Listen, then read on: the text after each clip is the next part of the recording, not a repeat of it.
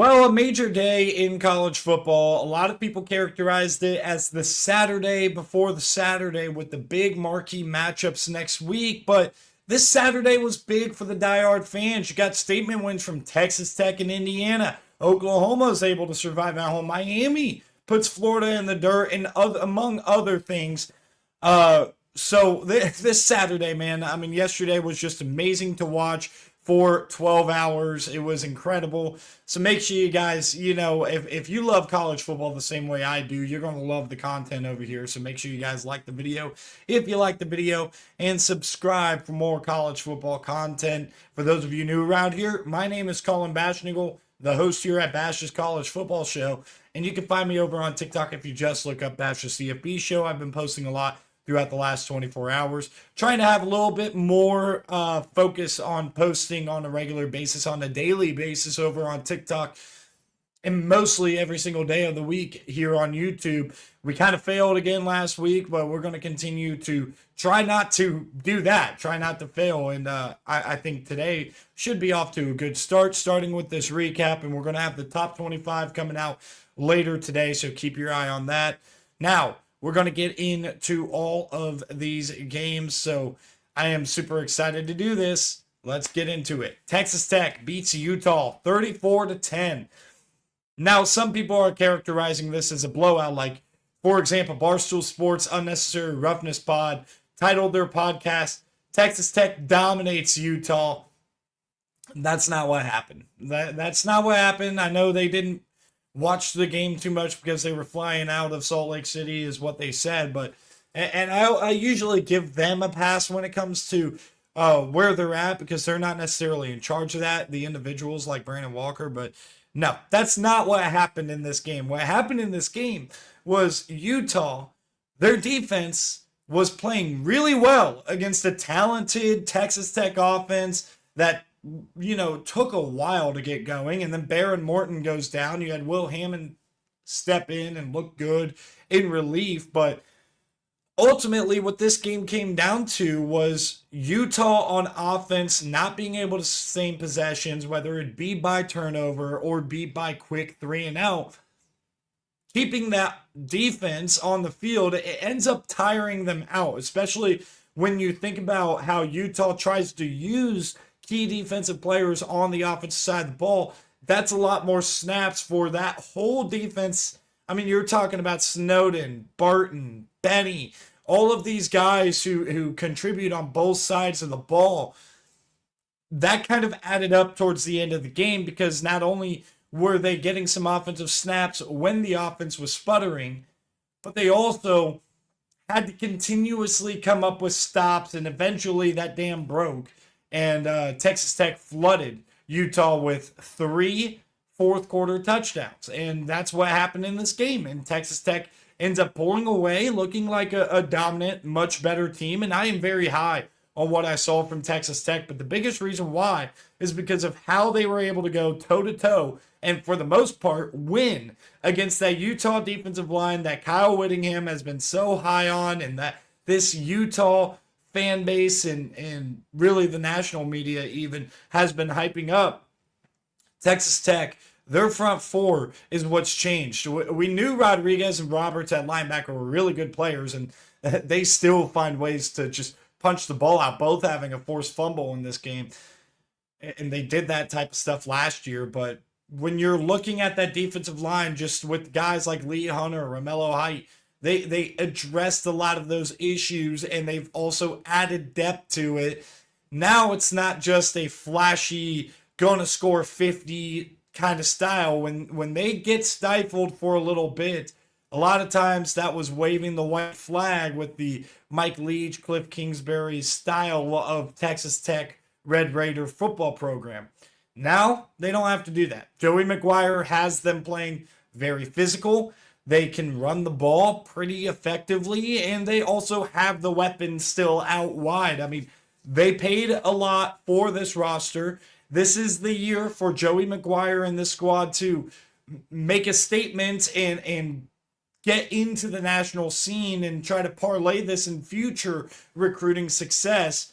This is a step in the right direction. It ain't over yet, though, because you still got a Big 12 gauntlet in front of you. This is 1 of 9 in the Big 12. They still got to go out and do it. But when it comes to both of these teams, I don't think Utah is a bad football team. I think they had a really bad day on offense. I think they're going to learn a lot from this. I expect, if I'm being completely honest with you, I expect to see this matchup again in December. Now we'll see what comes of Arizona State. We'll probably touch on them a little bit later, but here's another big time thing that I did not expect to touch on this game at all in the recap going into the day, because of course every Saturday morning I think about, all right, what games do we need to prepare graphics for? What do we think we're going to end up having to talk about? This is not a game I expected to talk about. I expected Syracuse to cover, and they did, and I put a wager on that. But I expected for Clemson to win close. No. And if you would have told me coming into this game that they would throw the ball for 363 yards, them being Clemson, and Adam Randall would have a $160, I believe, on the ground, I would think, okay, yeah, their offense popped off in this game, and they ended up winning probably a little bit of a shootout because, of course, Syracuse can air it out. This is not a game Clemson got comfortable in. It's just not. It's a game that they were uncomfortable the whole time, and I think the big stat is the money downs. 3 for 13 on third down, 1 for 5 on fourth down. Moving the ball is all great, but they could not finish possessions, and guess what? Syracuse could. Though they were 3 of 15 themselves on third down, 2 for 2 on fourth down is a pretty big deal. And then also being able to capitalize on different opportunities that the Clemson Tigers had given Syracuse. So ultimately, when you watch this game and you watch it back, and prayers, by the way, for Stephen Jelly, I'm very sad to see that happen to him, an older guy who this is kind of his final opportunity to be the guy, and I'm sure he's going to have eligibility going forward after this year, but you just hate to see that because he was playing, especially in this game, at a pretty high level, and it seems like this is pretty serious, and this is going to be Ricky Collins' team for the rest of the year. Now, what you saw from the Syracuse team, how sustainable is it? I'm not sure, because I'm really not sure if this team is better than they were last year or just about the same caliber of team. Because when you watch them against UConn, when you watch them against Tennessee, number one, the defense does not seem like it's up to par. And number two, when you saw that offense sputter a little bit against UConn, you're worried that that's going to happen again, especially with now Ricky Collins at the helm. So I'm going to be very curious to watch Syracuse improving to 3-1 now and getting the first ACC win. But Clemson already 0-2 in conference play, and you got harder games ahead of you still. This is a rough deal for Dabo Swinney and this team. And I don't think, by the way, that Clemson should be in the position to fire Dabo Swinney, but I think Dabo Swinney needs to take a look in the mirror and think about whether or not it's time to move on. Next game to talk about, Auburn, Oklahoma.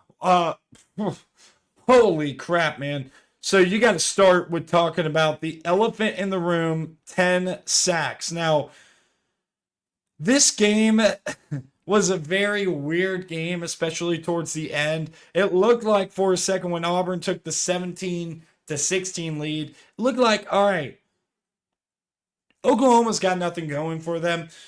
They're going to end up losing this game, and John Mateer is able to put together a drive when really he couldn't get much going throughout the day as far as sustaining possessions. And again, they are maybe one of the best teams I have ever seen that can't run the ball.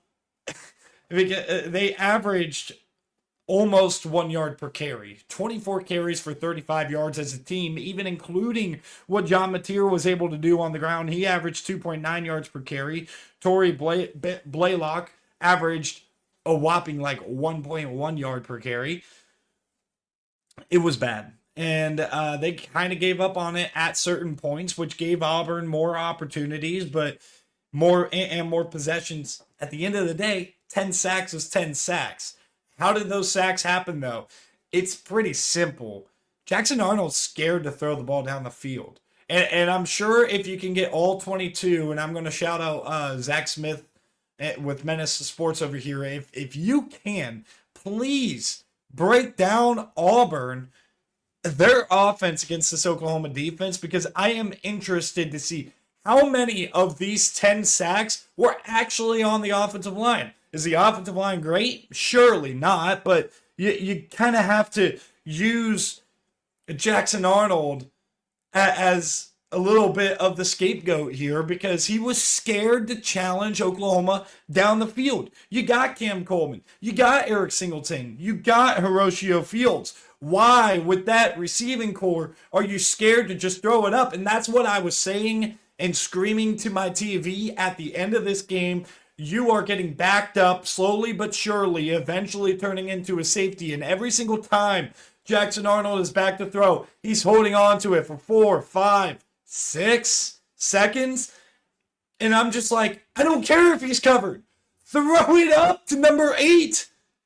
Get Eric Singleton over the middle and just throw it. Try to thread the needle. The game is on the line, young man. Like, what are we doing? And he just wasn't throwing the ball, and it turned into 10 sacks. 10 sacks, an Oklahoma program record, which Oklahoma's got a pretty rich history in college football. That's a pretty big deal. 10 sacks. I don't remember the last time I've seen 10 sacks in a college football game that was between two power conference teams, allegedly top 25 teams. I'm not sure if I could consider Auburn a top 25 team, especially after that.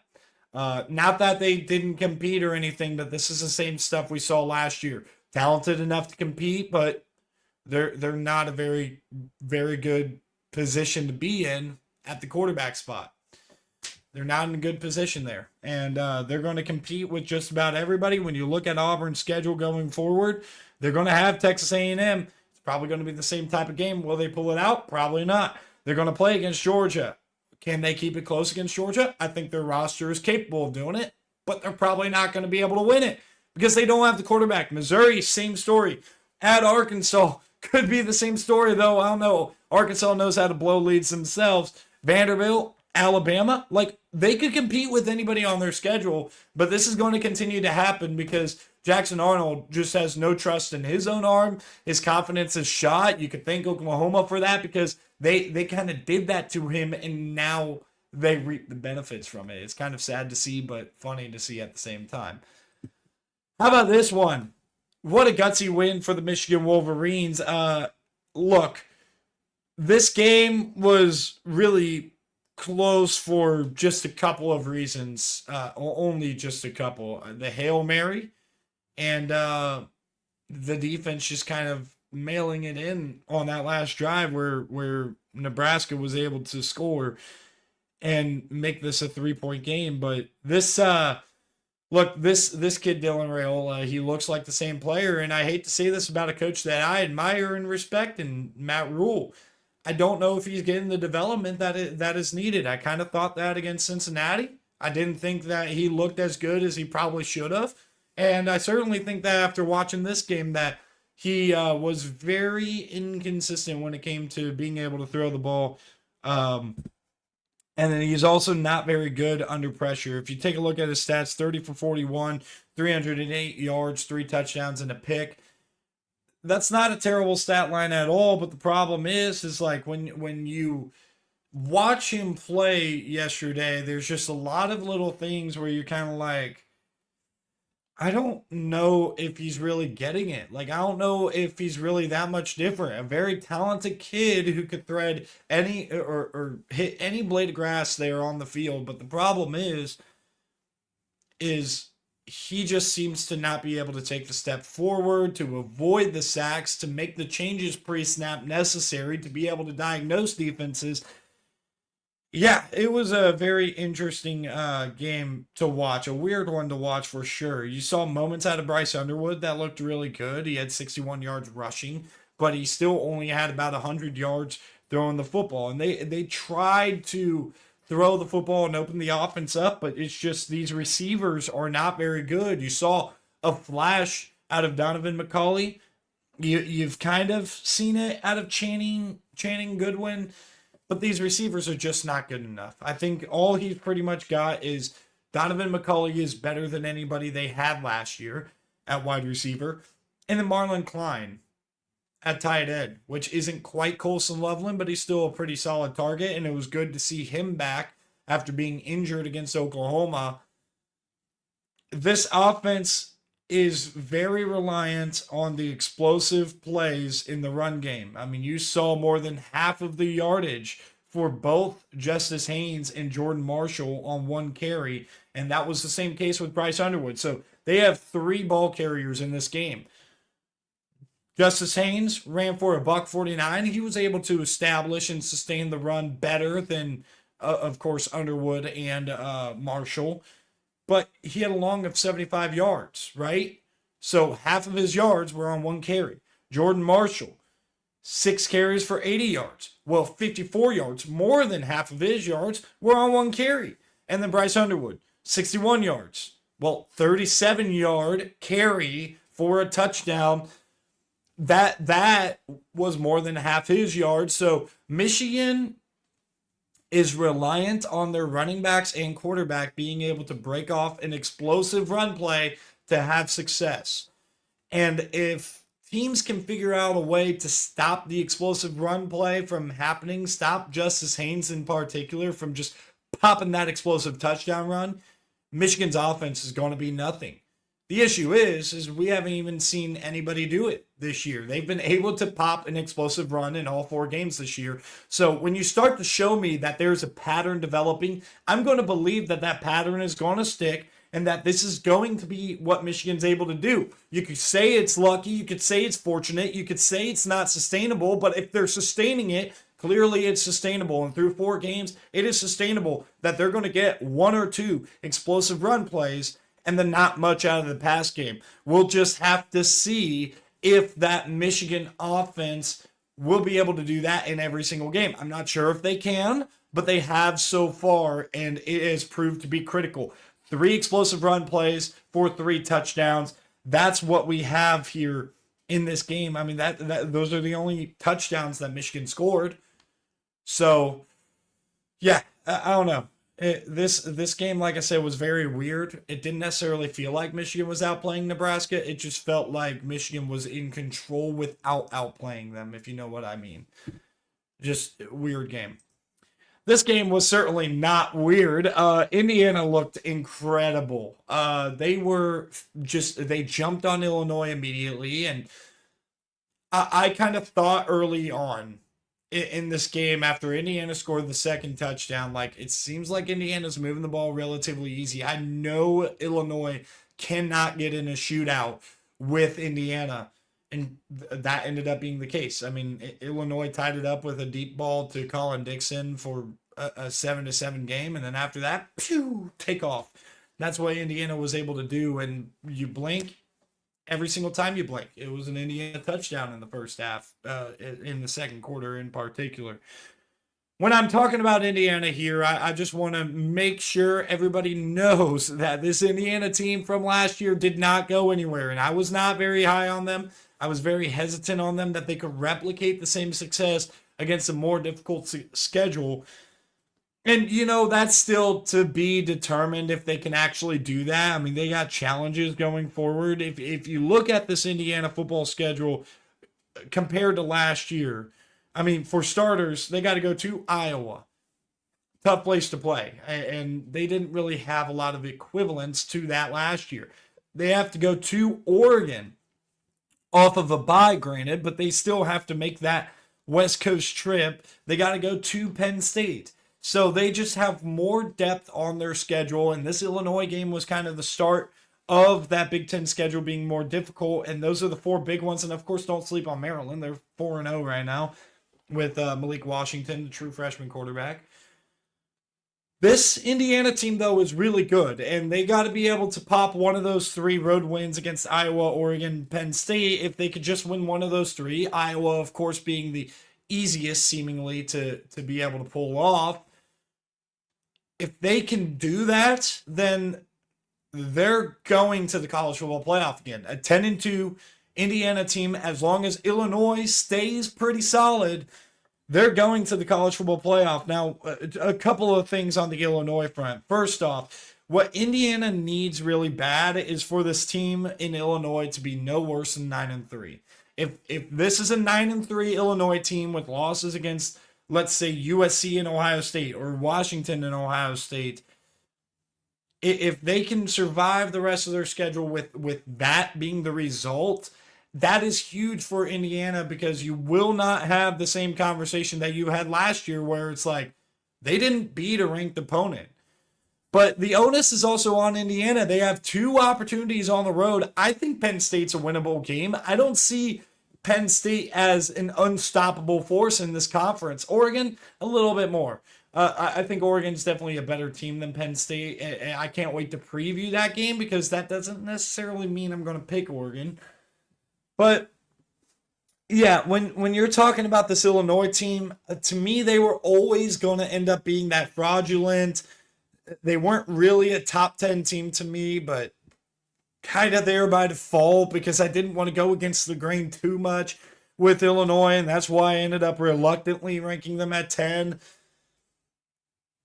I mean, it would be one thing, though, if Indiana just beat them like 35-24. This was a blowout against a good football team. I mean, this is a good Illinois football team that's floor to me is probably 8-4. So they're going to be really solid, and Indiana took them behind the woodshed. I mean, this Illinois, like I said earlier, if you thought they were playoff contenders, I always thought you were wrong. I thought they were fraudulent. I never thought they were going to be all that good. And Indiana ended up proving that to me in emphatic fashion, to where now you can turn around and be like, oh boy, Indiana's back. They might be better than they were last year. And I think they are. I think they are a little bit better, even if their record's not better.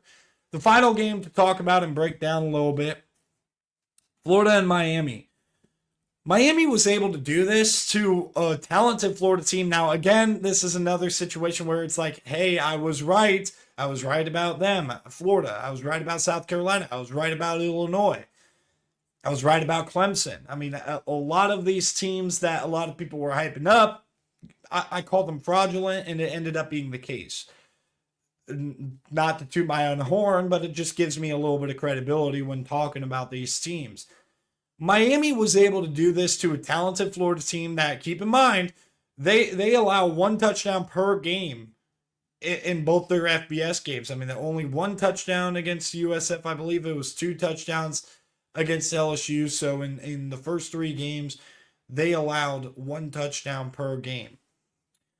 Miami was able to do this to Florida without Carson Beck playing his best. And again, this is kind of what I expected from Miami early in the season. And we didn't see that against Notre Dame. We didn't see it against USF, but I expected for there to be a little bit of growing pains with the pass game for Carson Beck and these receivers, trying to work with CJ Daniels and JoJo Trader and Malachi Toti, who it has really emerged as a star for this Miami offense. I expected the throw game to have some hiccups in September. We hadn't seen it up to this point, but we saw it yesterday.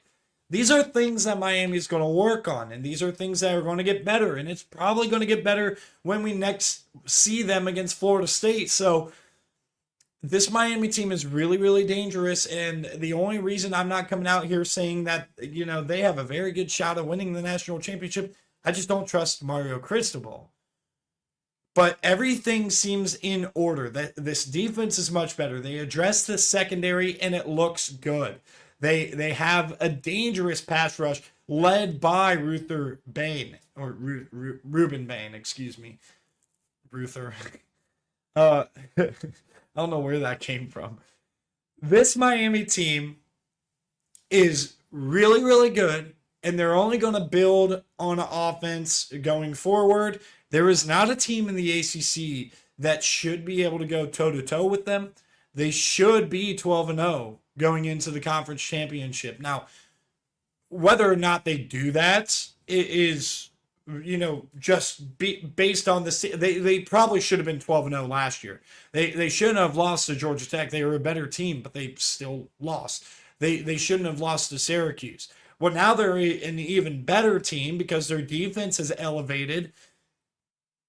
Can you trust them to go out there and show that they're one of, if not the best team in the country? I'm not sure if I can say that. Florida's a mess. Billy Napier, this is your last year, I would think. I mean, he's got a 2-game now losing record in his coaching career. They're a disaster, and I'm not surprised by it. I never thought they were going to be good. I picked them to be 7-5. Thought 6-6 was also possible, and that was before I knew Florida State and USF were going to be pretty solid. So, good luck. Other Saturday results to talk about. I mean, Oregon struggled in the first half, ends up pulling away from a dysfunctional Oregon State program. Notre Dame, after a long weather delay right before halftime and then having, I think, a shortened halftime, their defense is still a major concern. And I am very concerned about it when USC comes into town or when even Arkansas comes into town. But, if it's close against Arkansas, Arkansas is going to find a way to choke it away.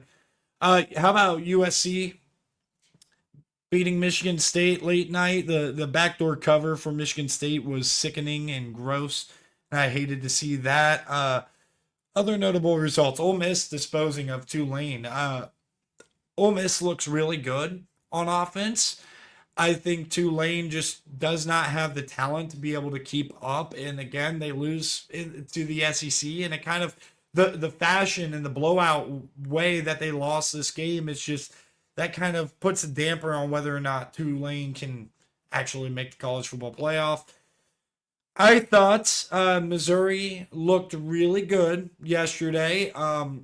Just their offense at points just seems like you cannot stop the run game. They're going to run the ball and they're just going to run it right down your throat, and they're going to be able to finish the game off and get a late cover. Maybe, I mean, did that spread ever drop below 9.5? I'm not sure. But either way, I mean, Missouri just being able to put away South Carolina when South Carolina had them on the ropes. And I just want to say this too, make this point, whether it's Seller's fault or not, he had 2 opportunities out there down by 1 score. And both times he went 3 and out. And then late in the game, of course, down by 9, needing a miracle. But of course, for Shane Beamer, you give him an opportunity for an onside kick, you never know what's going to happen. Well, that was a 4 and out. So South Carolina down the stretch of a game, not clutch whatsoever. And yeah, they do not look good. South Carolina, again, another team that I'm going to toot my horn about because I picked them to go 7-5 when everybody was hyping them up. So yeah, that kind of concludes what happened. I think the performance of the day from yesterday. It's kind of a tough call, but I'm going to go with Will Hammond coming off the bench for Texas Tech. I think that was huge for him to come in and steady the ship for that offense and be able to just take that game over against Utah. That was a massive game that Texas Tech really needed to win for a program building, program statement type of win. So that's about a half hour. Thank you guys for tuning into this video. Make sure you guys like the video. And later on tonight, probably around, I don't know, maybe, so just expect it sometime between 3 p.m. and 9 p.m. Eastern time. I'm going to be dropping my top 25. I already have it made before the AP poll comes out at like probably 2. So you know it's not influenced by anybody else. But thank you guys for tuning in. Really appreciate it. I'll see you guys in the next video.